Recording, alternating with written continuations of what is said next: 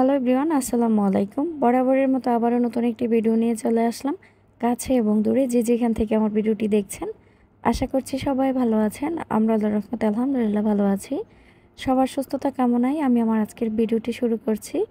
আর এখন কিন্তু আষাঢ় মাস, প্রতিদিন কিন্তু বৃষ্টি হচ্ছে। ঢাকা শহরে কিন্তু আজকে ৩-৪ দিন ধরে কন্টিনিউ বৃষ্টি হচ্ছে। তো বৃষ্টি দেখতে কার না ভালো লাগে। বৃষ্টিটা কিন্তু ঝুম করে চলে আসতেছে আর সব কিছু ভিজিয়ে দিয়ে যাচ্ছে। কাপড় নিয়ে কিন্তু খুব সমস্যায় আছি।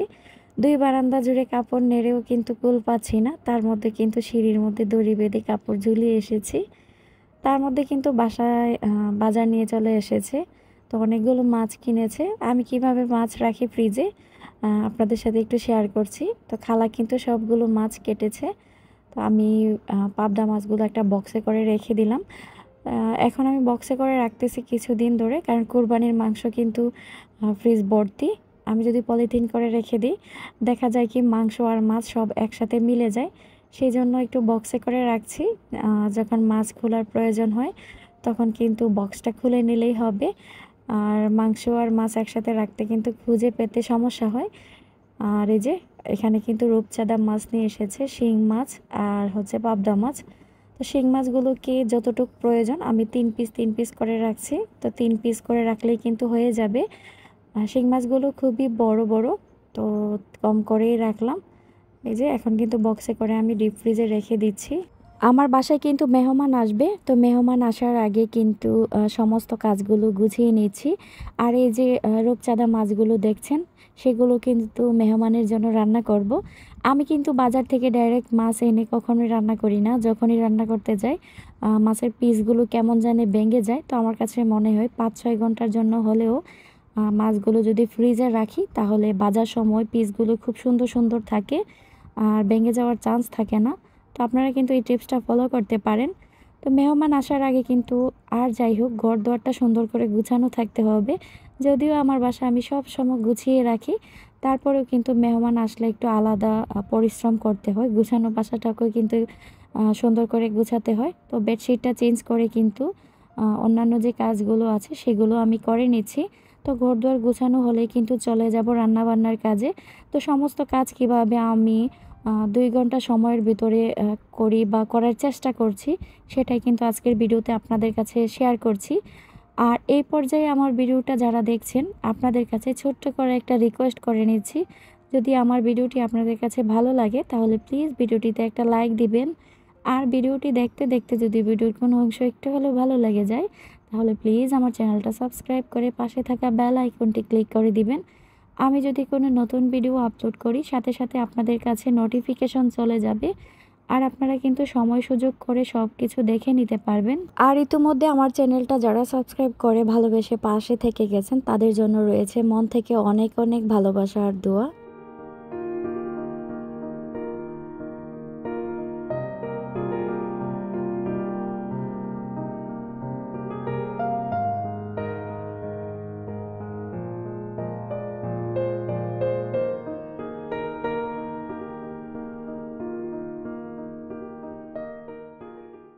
বাসার সমস্ত গুছানো কাজ শেষ করে কিন্তু চলে আসলাম ডাইরেক্ট রান্নাঘরে। তো রান্নাঘরে এসেই কিন্তু বেরেস্তা রেডি করে নিচ্ছি।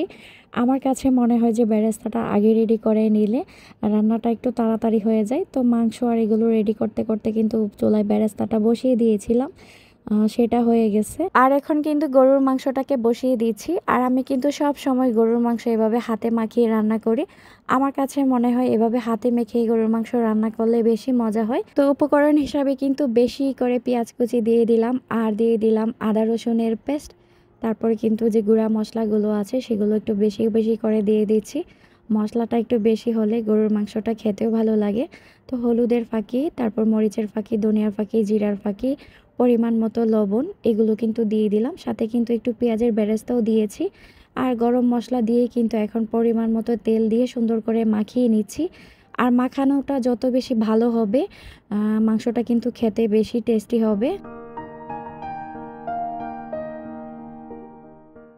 মাংসটা বসিয়ে কিন্তু সুন্দর করে রান্নাও করে নিয়েছি, সেটা আর আপনাদের সাথে শেয়ার করলাম না। এই পর্যায়ে কিন্তু কাবাবগুলোকে ভেজে নিচ্ছি। কাবাবগুলোকে আমি সকালবেলায় রেডি করে রেখেছিলাম, ডিপ ফ্রিজে রেখে দিয়েছিলাম। এখন শুধু খুলে ভেজে নিচ্ছি। আর তার মধ্যে কিন্তু রোস্টও হয়ে গেছে। তো রোস্টগুলোকে কিন্তু আমি মেহমান আসার আগে র্যাপিং পেপার দিয়ে কভার করে নিচ্ছি। আর আজকের আইটেমে কিন্তু মুরগির রোস্ট, তারপর গরুর মাংস, কাবাব আর রূপচাঁদা মাছই ছিল। আর মিষ্টি খাবারের মধ্যে দই করেছিলাম। আর এই যে আমার মজাদার পোলাও, এই পোলাওটা কিন্তু বাসার সবাই খুব পছন্দ করে। একটু কালারিং হলে কিন্তু দেখতেও ভালো লাগে, বাচ্চারা কিন্তু খুব মজা মজা করে খেয়ে ফেলে। তো আমি কিন্তু মাঝে মধ্যে পোলাও রান্না করলে এভাবে সুন্দর করে একটু কালার দিয়ে দিই, দেখতেও ভালো লাগে। আর এই যে এখন কিন্তু শসাগুলোকে একটু সাজিয়ে নিচ্ছি। রান্নার উপরে যেমন খাবারের স্বাদ বেড়ে যায়, ঠিক তেমন কিন্তু পরিবেশনটা যদি ভালো হয়, দেখতে ভালো লাগলে কিন্তু খাবারের রুচিটাও বেড়ে যায়।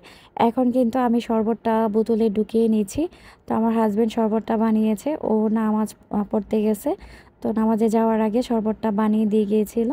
এখন কিন্তু আমি সুন্দর করে সব টেবিলে পরিবেশন করে নিয়েছি। মেহমানও চলে এসেছে, সবাইকে খাবার দিয়ে দিব। আর সকালে ঘুম থেকে উঠে যেটা করেছিলাম, আমি কিন্তু দইটা আগে বসিয়ে দিয়েছিলাম, কারণ একটু ঠান্ডা ঠান্ডা দিন হলে কিন্তু দইটা বসতে একটু সময় লাগে। তো আমার কিন্তু দই সুন্দর করে বসে গেছে। মেহমানের যে বড় পার্টিরা ছিল ওনারা কিন্তু খেয়ে উঠে গেছে। এখন বাসার যে পিচ্চি পাচ্চি আছে সবাই কিন্তু একসাথে খেয়ে নিচ্ছে। আর সব কাজ শেষ করে কিন্তু শরীরে ক্লান্তিটা ঝাড়ার জন্য ছাদে চলে আসলাম। আর আমার ছাদের যে সবচেয়ে সুন্দর একটা জিনিস, এটা কিন্তু এই মালতী গাছটা।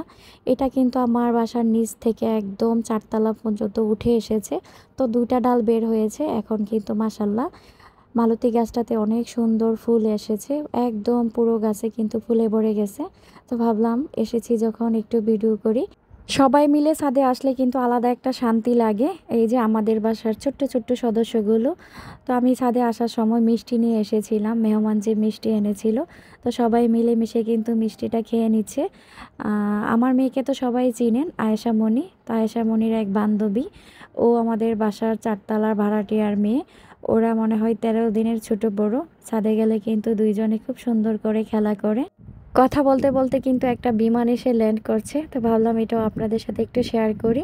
আর আয়েশা মনি সবসময় যেটা করে, ও যখনই দাঁড়িয়ে থাকে বা কিছু ওর নাচতেই হবে, তো আমি এখানে চুপটি করে ওদের দাঁড়া করালাম যে তোমরা একটু দাঁড়াও, তোমাদের 2টা ছবি তুলি।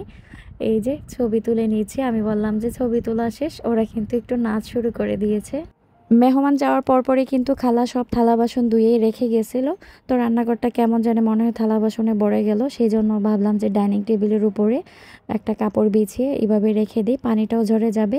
আর যখন পানি ঝরে যাবে তখন আমি শোকেসের ভিতরে রেখে দিতে পারবো। তো সব কাজ কিন্তু মোটামুটি এখন শেষ করে নিয়েছি। তো রাতের বেলা এখন আইসক্রিম খাবো। আমার ননদও কিন্তু এসেছে, তো আইসক্রিম নিয়ে এসেছিল। তো বরাবরই বাচ্চারা আইসক্রিম দেখলে কিন্তু একটু বেশি পাগল হয়ে যায়। তো ওদের আবদারে কিন্তু আইসক্রিমটা দিয়ে নিচ্ছি।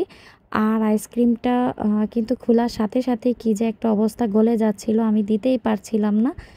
তো যাই হোক, আইসক্রিম খেতে খেতে কিন্তু আজকের জন্য এখানে আমি বিদায় নিয়ে নিব। আবার কিন্তু চলে আসব নতুন একটি ভিডিও নিয়ে।